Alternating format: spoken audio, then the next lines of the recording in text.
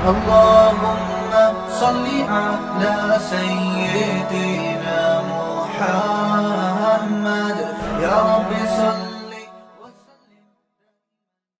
بسم اللہ الرحمن الرحیم. آج انشاءاللہ میں آپ کے سامنے سورہ یونس کا رکوع نمبر 9 اور 11ویں پارے کا رکوع نمبر 14 اس کی تفسیر انشاءاللہ میں سٹارٹ کروں گا. اس رکوع کا لفظی ترجمہ مختصر گرامر کے ساتھ ہو چکا تھا.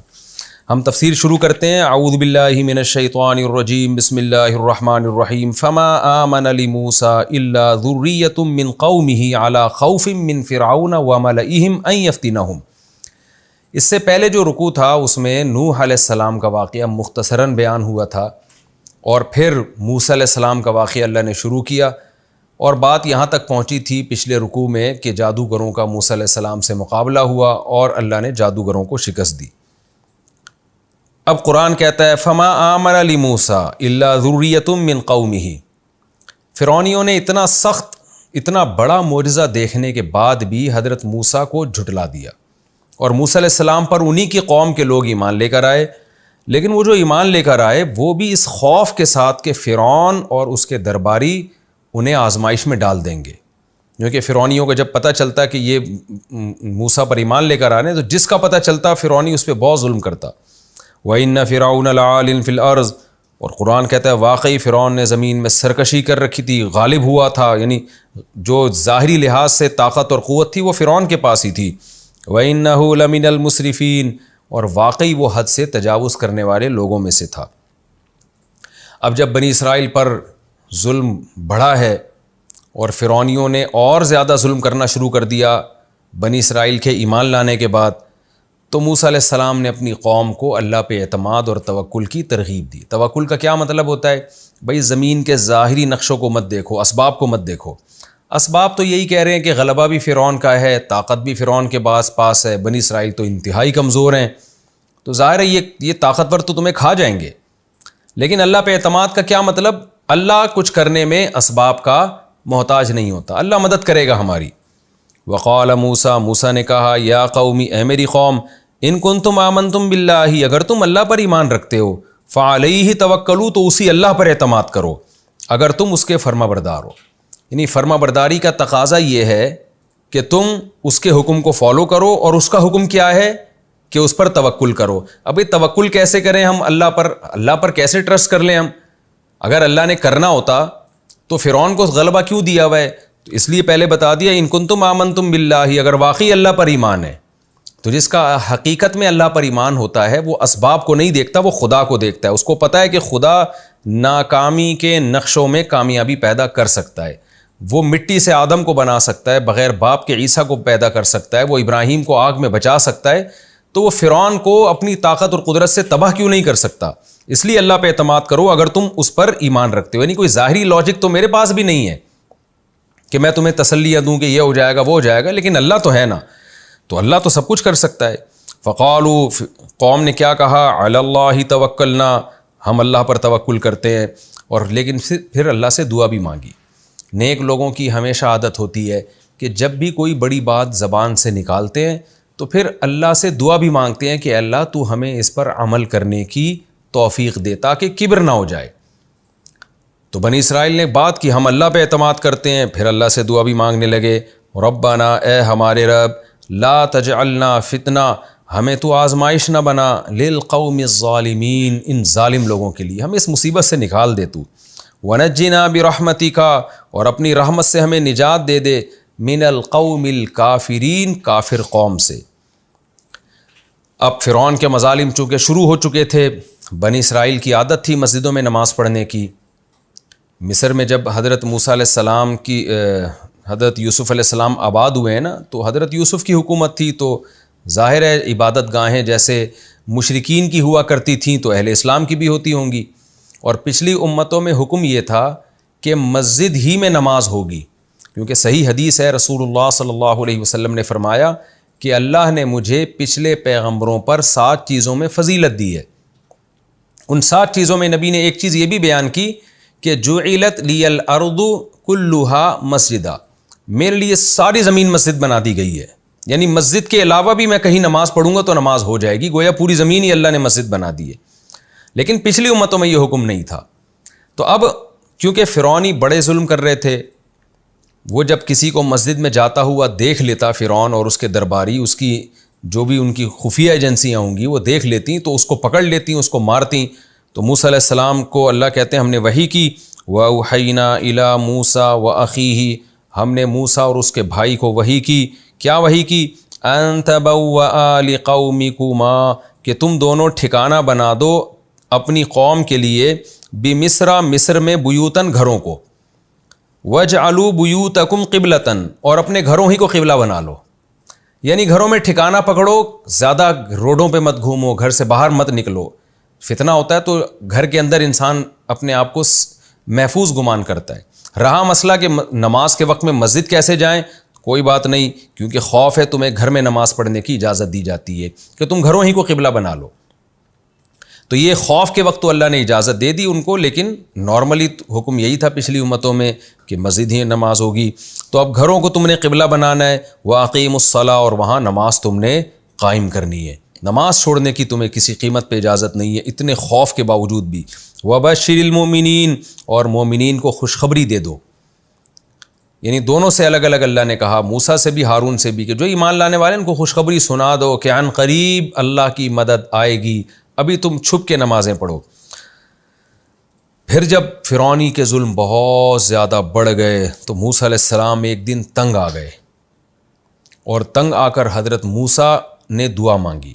وہ کیا دعا تھی؟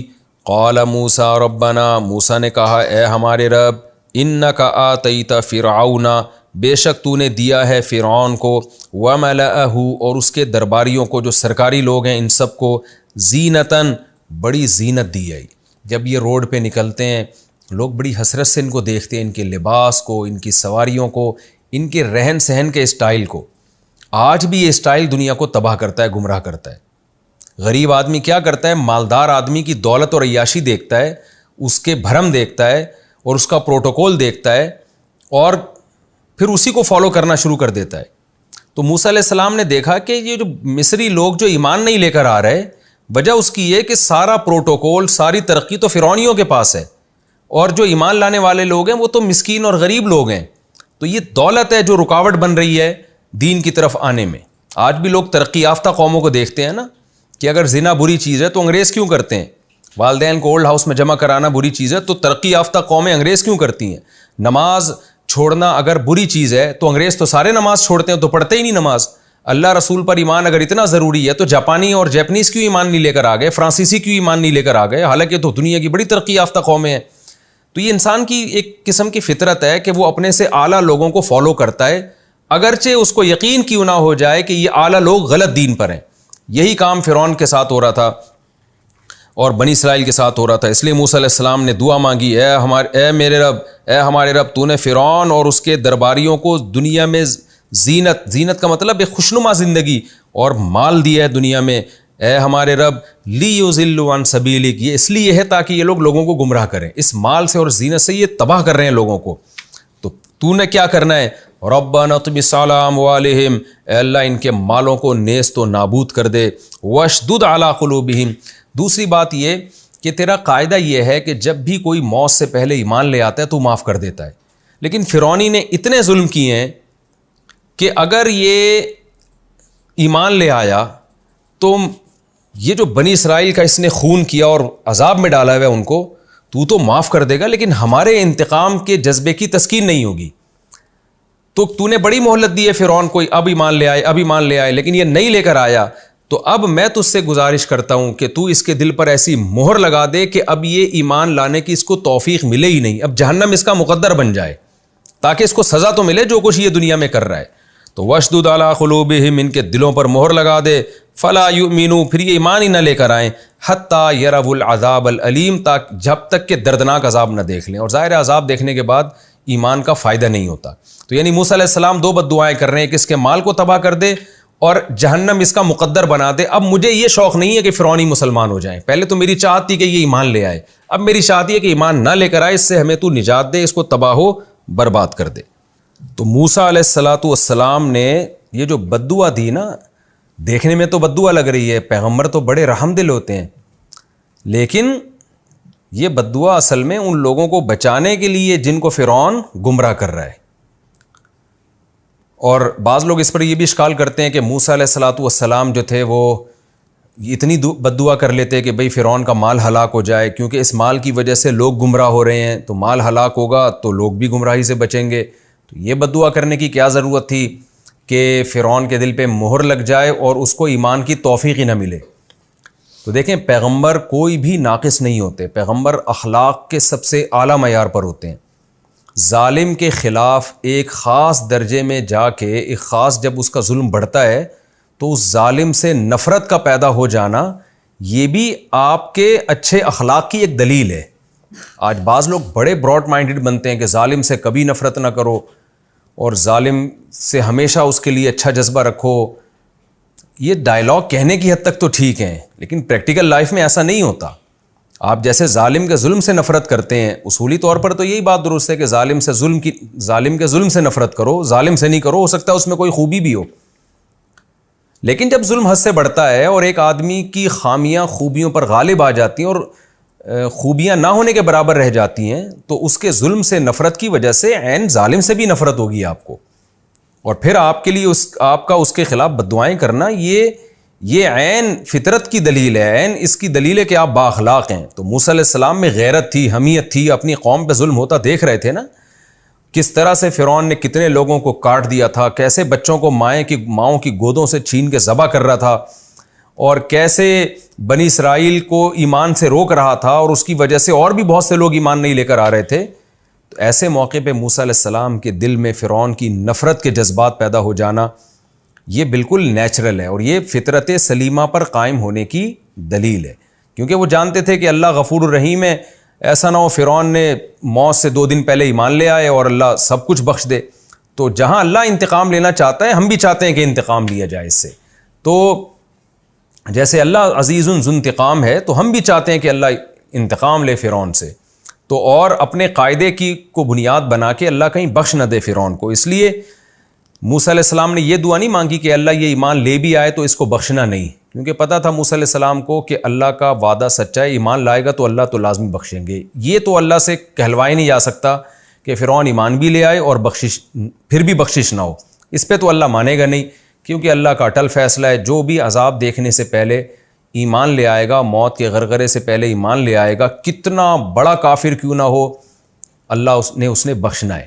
اور کتنا بڑا گنہگار کیوں نہ ہو، 99 انسانوں کا قاتل کیوں نہ ہو، اگر موت سے پہلے توبہ کر لے گا تو اللہ 100 انسانوں کے قاتل کو بھی بخشے گا. تو حضرت موسیٰ کو پتہ تھا کہ اگر میں اللہ سے یہ مطالبہ کرتا ہوں کہ اللہ فرعون ایمان لے آئے پھر بھی تو اس کو عذاب دینا، یہ مطالبہ اللہ میرا کبھی پورا نہیں کرے گا.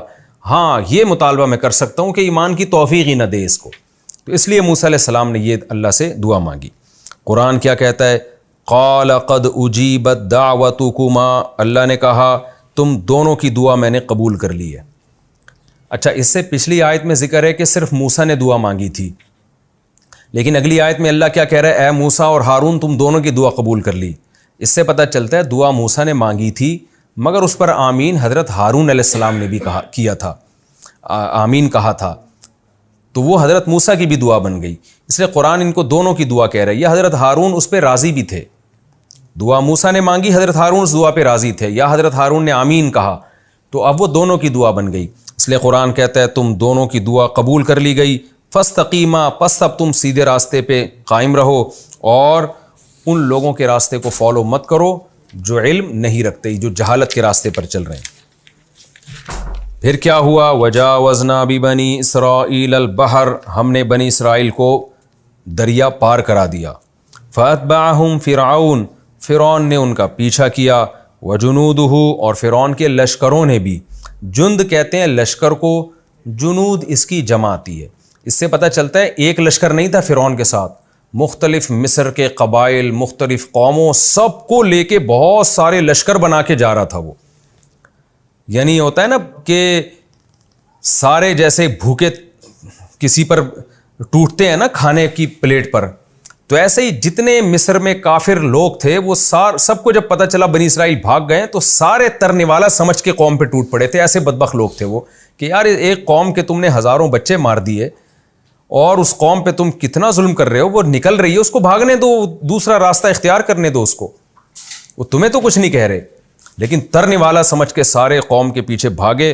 قرآن کہتا ہے سرکشی کرتے ہوئے اور حد سے تجاوز کرتے ہوئے، یعنی بنی اسرائیل کے تعاقب کا ان کے پاس کوئی، اس تعاقب کی کوئی دلیل نہیں تھی ان کے پاس اس کے صحیح ہونے کی، سوائے سرکشی اور بغاوت۔ حتی اذا ادرکہ الغرق، یہاں تک کہ جب غرق نے پکڑا، یعنی غرق، پانی کے غرق کرنے نے فرعون اور ان کی قوم کو جا لیا۔ دوسرے مقام پہ جس کی تفصیل ہے کہ اللہ نے دریا کو ایسے کر کے ملا دیا۔ قالا، تو فرعون نے کہا، عین مرتے ہوئے کیا کہا، آمنتو، میں ایمان لایا، انہو، کہ بے شک وہ، لا الہ الا، بے شک بات یہ ہے کہ لا الہ الا، کوئی عبادت کے لائق نہیں ہے مگر الذی، وہ ذات، آمنت بھی بنو اسرائیل، جس پر بنو اسرائیل ایمان لائے ہیں۔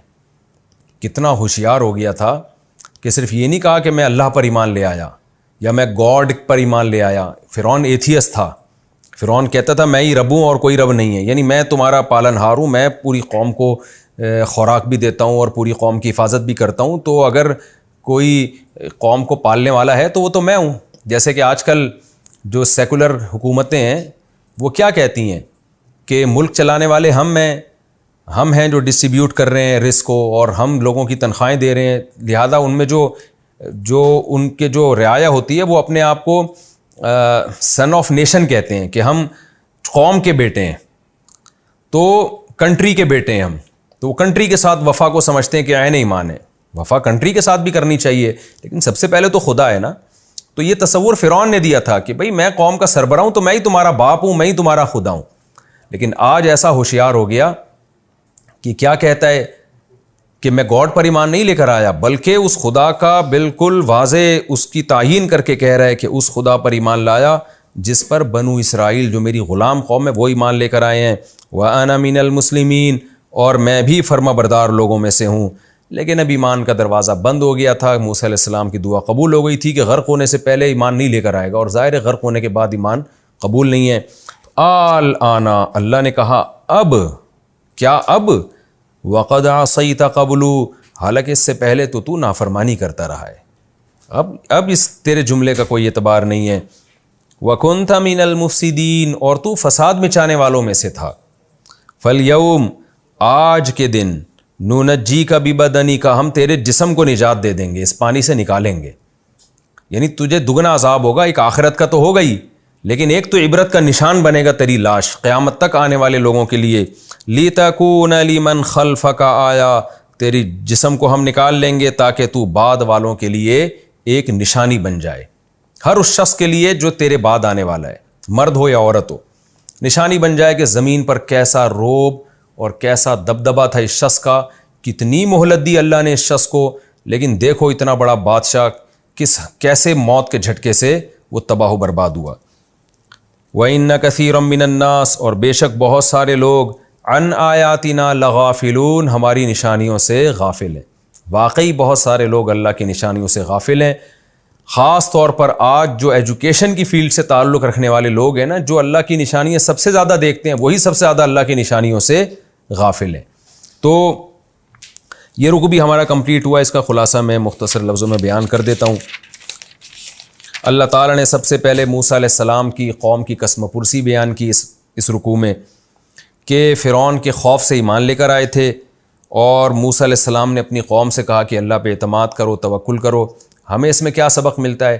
بھائی ہم نے شریعت پہ چلنا ہے، غیر مسلموں کی طاقت، غیر مسلموں کی سائنس اور ٹیکنالوجی میں مہارت اور ان کی زمین میں گھومنے پھرنے سے ہم نے متاثر نہیں ہونا کہ وہ آسمان میں خلائی سیارے چھوڑ رہے ہیں، چاند پہ قدم رکھ رہے ہیں، ان چیزوں سے متاثر نہیں ہونا۔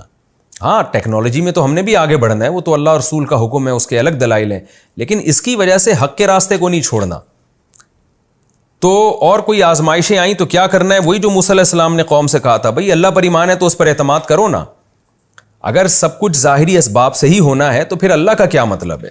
مسلمان تو جب اسباب فیل ہو جائیں تو تسلی میں ہوتا ہے، اس لیے اسے پتہ ہے کہ میں ایسی ذات پر ایمان رکھتا ہوں جو کچھ کرنے میں اسباب کی محتاج نہیں ہے۔ دوسری بات اس میں یہ بھی پتہ چلا کہ شدید مجبوری میں گھر میں بھی نماز پڑھنے کی اجازت ہے۔ آج بھی یہی مسئلہ ہے، اس دور میں تو مسجد میں نماز کے علاوہ نماز ہوتی نہیں تھی، مگر جان کا اور شدید تکلیف کا خوف تھا، اس لیے اللہ نے بنی اسرائیل کو چھوٹ دے دی کہ گھروں میں نماز پڑھو۔ تو آج بھی اصل حکم تو یہی ہے کہ مرد کے لیے مسجد میں جماعت سے نماز پڑھنا واجب ہے۔ وہ نہیں پڑھے گا مسجد میں جماعت سے نماز، گناہ گار ہوگا۔ گھر میں پڑھے گا نماز ہو تو جائے گی، مگر گناہ ہوگا جماعت سے نماز چھوڑنے کا۔ لیکن اگر کوئی خوف ہے، کوئی مجبوری ہے، تو پھر آج بھی یہی حکم ہے کہ آپ گھر میں نماز پڑھ سکتے ہیں۔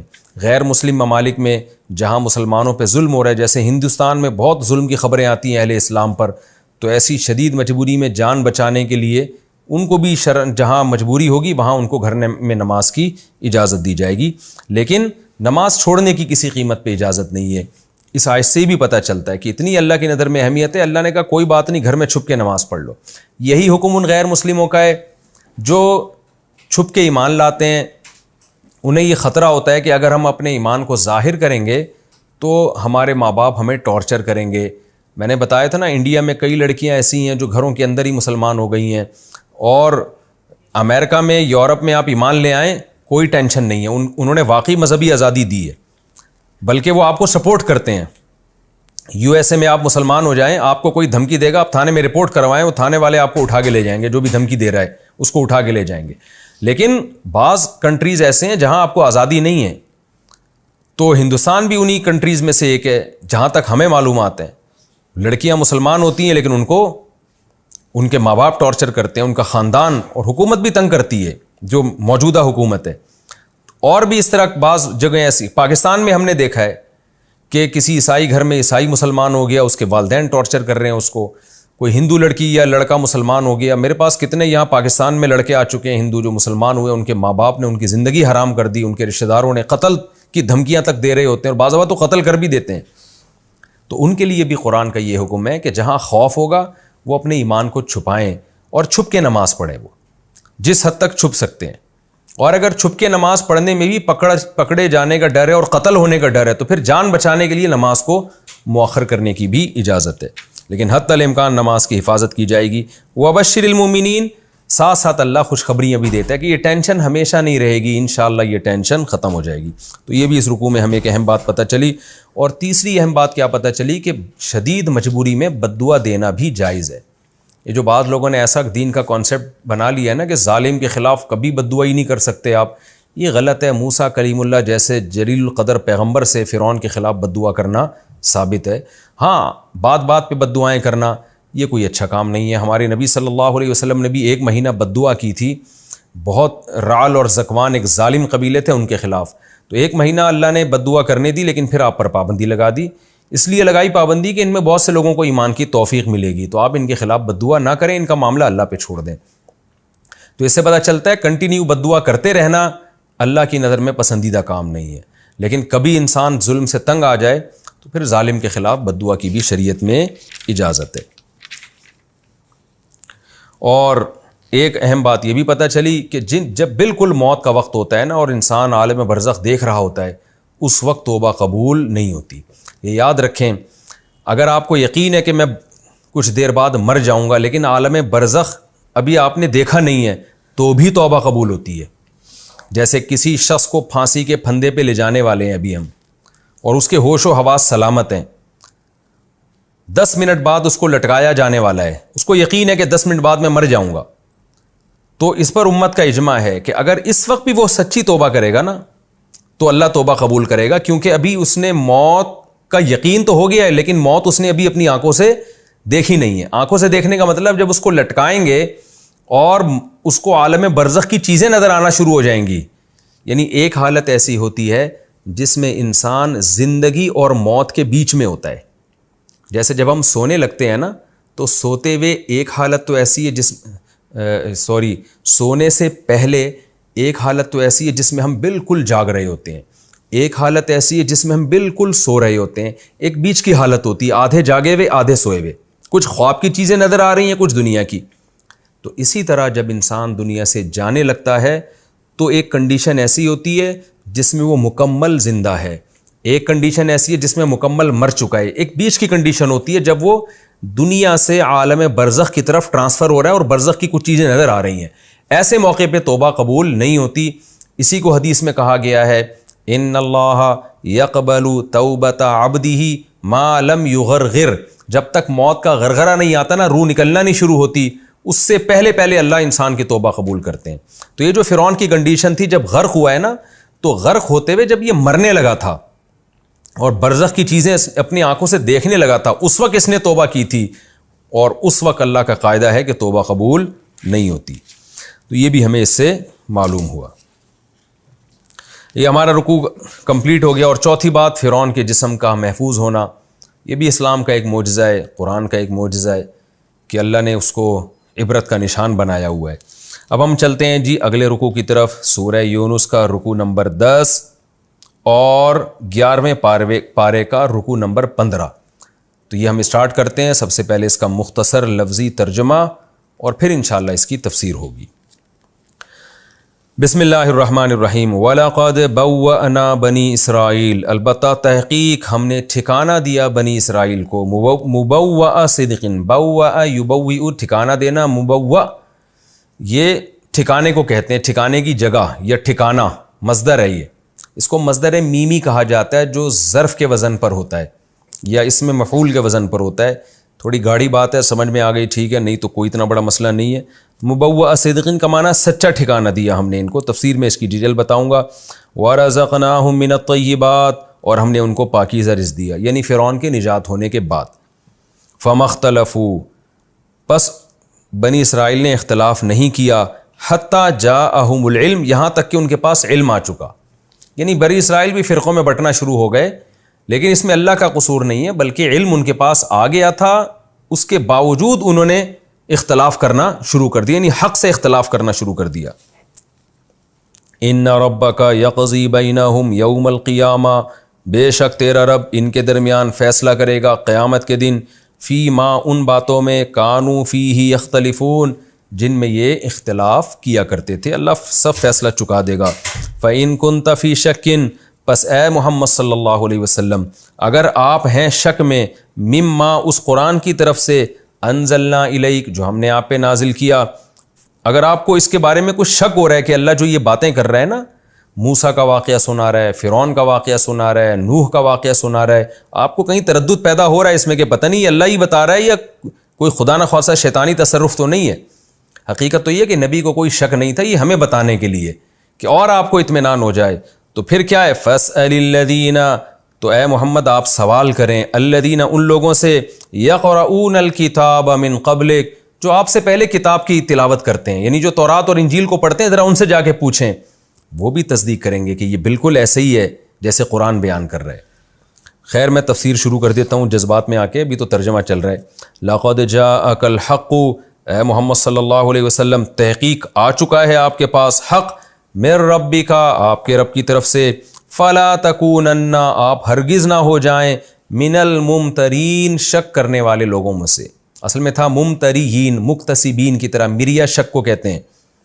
ولا تکونن، اور ہرگز نہ ہو جائیں آپ، من الذین، ان لوگوں میں سے، کذبوا بآیات اللہ، جو اللہ کی آیات کو جھٹلاتے ہیں، فتکون من الخاسرین، تو آپ ہو جائیں گے خسارے والوں میں سے، یعنی اگر آپ نے بھی اللہ کی آیات کو جھٹلایا تو آپ بھی خسارے والوں میں سے ہو جائیں گے، لہذا ہرگز ایسے لوگوں میں سے نہ ہوں۔ ان الذین، بے شک وہ لوگ، حقت علیہم کلمۃ ربک، جن پر تیرے رب کا کلمہ ثابت ہو چکا ہے، لا یؤمنون، وہ ایمان نہیں لے کر آئیں گے۔ وَلَقَدْ وَلَوْ جَاءَتْهُمْ كُلُّ آیَةٍ، اگرچہ آ جائے ان کے پاس ہر قسم کی نشانی، حتیٰ یروا العذاب العلیم، یہاں تک کہ وہ دردناک عذاب دیکھ لیں۔ تو جن پر اللہ کی بات ثابت ہو چکی ہے نا کہ انہوں نے جہنم میں ہی جانا ہے، وہ کبھی بھی ایمان نہیں لے کر آئیں گے یہاں تک کہ ہر طرح کی نشانی آ جائے، ہاں جب وہ دردناک عذاب اپنی آنکھوں سے دیکھ لیں اس وقت لائیں گے۔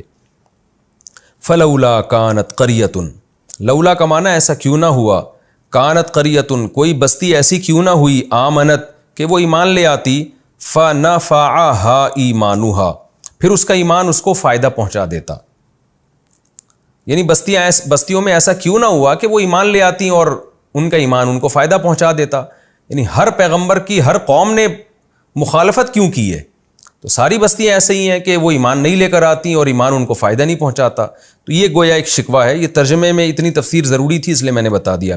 فلولا، ایسا کیوں نہ ہوا، کانت قریتن کہ کوئی بستی ہوتی، آمنت جو ایمان لے آتی، فنفعہا ایمانہا پھر اس کا ایمان اس کو فائدہ پہنچا دیتا، تو ایسا کیوں نہیں ہوا؟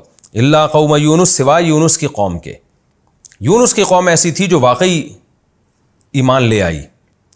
تو لما آمنو جب وہ یونس کی قوم ایمان لے کر آئی ہے، کشفنا عنہم ہم نے دور کر دیا ان سے عذاب الخزی فی الحیات الدنیا ذلت کا عذاب دنیاوی زندگی میں، دنیا میں ہم نے عذاب ان سے ٹال لیا، ومتعناہم اور ہم نے ان کو فائدہ پہنچایا، متع یمتع فائدہ پہنچانا، الی حین ایک وقت مقرر تک، یعنی ہم نے ان کو موت تک مہلت دے دی اور ان کا ایمان ہم نے قبول کر لیا۔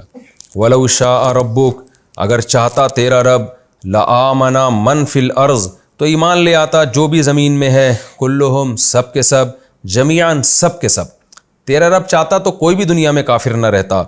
آفا انتا تو کیا تو یعنی اے محمد صلی اللہ علیہ وسلم تو تکریہ الناسا لوگوں کو زبردستی مجبور کر رہا ہے، اکراہ یکریہ مجبور کرنا، تو کیا تو لوگوں کو زبردستی مجبور کر سکتا ہے، حتیٰ یکونوا مؤمنین یہاں تک کہ وہ مومن بن جائیں، یعنی یہ تو کر ہی نہیں سکتا یہ کام، یہ تو اللہ کے ہاتھ میں ہے۔